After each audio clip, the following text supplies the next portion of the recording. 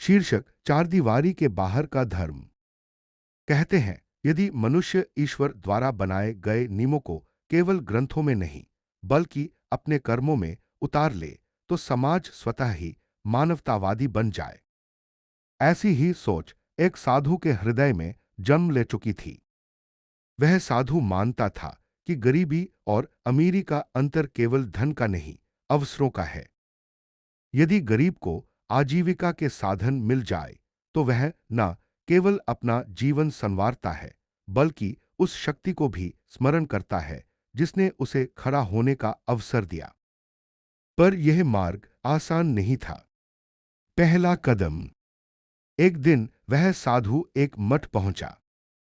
शांत वातावरण, धूप दीप की सुगंध और ध्यानमग्न साधु सबके बीच उसने विनम्र स्वर में कहा, मैं एक पुस्तक छपाना चाहता हूं, ऐसी पुस्तक जो मनुष्य को सही मार्ग दिखाए। इसके लिए मुझे आपकी सहायता चाहिए।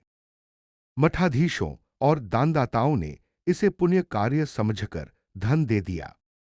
पर अगले ही दिन वह साधु मठ से चला गया। संदेह उठा, क्या वह साधु था या कोई ठग? संदेह की आग। वह दूसरे मठ पहुंचा। वही निवेदन, वही उद्देश्य। वहां भी धन मिला और वहां से भी वह अगले दिन चला गया। तीसरे मठ में भी यही हुआ। अब उसका नाम आसपास के क्षेत्रों में फैल चुका था। वह साधु नहीं, चोर है। न्याय की घड़गी। अंततः उसे पकड़ लिया गया। सभी मठाधीश एकत्र हुए। दंड तय करने की चर्चा होने लगी। तभी साधु शांत स्वर में बोला, मैंने जो धन लिया है वह अपने लिए नहीं। यदि आप सत्य जानना चाहते हैं तो मेरे साथ चलिए। चार दीवारी के बाहर। साधु उन्हें एक गांव ले गया। गांव में कदम रखते ही दृश्य बदल गया। गरीब झोपड़ियां नहीं बल्कि मेहनत से सजे घर।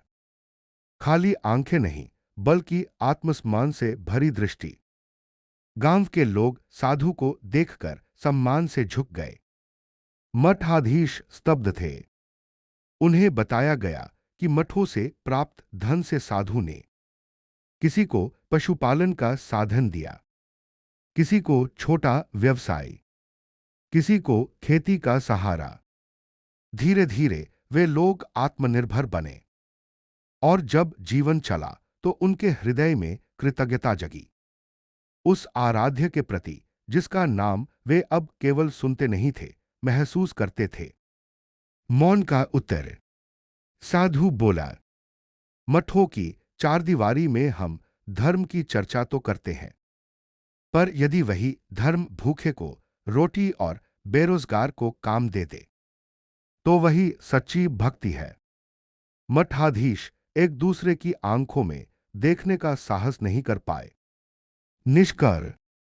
दुनिया की नजर में वह साधु चोर था, पर सत्य में वह दार्शनिक था।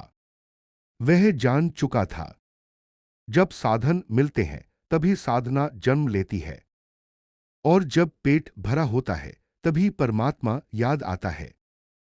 वह साधु चोर नहीं था। वह धर्म को किताबों से निकालकर जीवन में उतारने वाला पहला कदम था। लेखक राजकुमार, सचिव, विश्व समन्वय संघ।